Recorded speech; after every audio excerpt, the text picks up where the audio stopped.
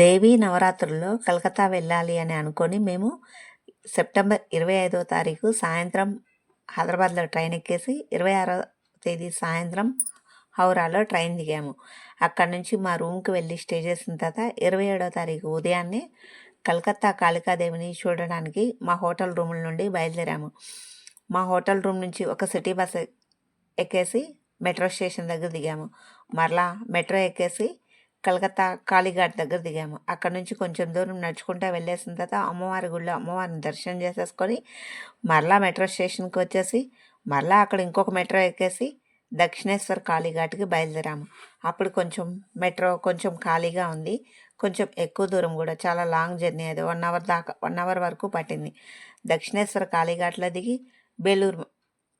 బేలూరు మఠం వెళ్ళాము. బేలూరు మఠం చూసేసుకొని బేలూరు మఠం చూసుకున్న తర్వాత మళ్ళీ నైట్ దక్షిణేశ్వర కాళీ మందిరం చూసుకొని మరలా రాత్రికి 9:30, 10 మధ్యలో రూములకి రిటర్న్ వచ్చాము. టోటల్గా ఆ రోజు మొత్తం 4-5 సార్లు మెట్రో ఎక్కడం దిగడం, సిటీ బస్సులు ఎక్కడం దిగడం చేశాము.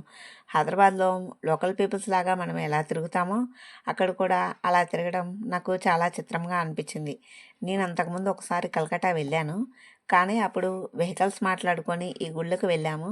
ఇలా మెట్రోలో వెళ్తానని కానీ కలకట్టాలో సిటీ బస్సులో ప్రయాణం చేస్తానని కానీ నేనైతే అసలు అనుకోలేదు. నాకు ఈ జర్నీ మొత్తం చాలా ఫన్నీగా అనిపించింది, బాగుంది. కానీ నేను వెళ్ళిన వాళ్ళతో నాకు ఈ ప్రయాణం అంతా చాలా బాగా నచ్చింది.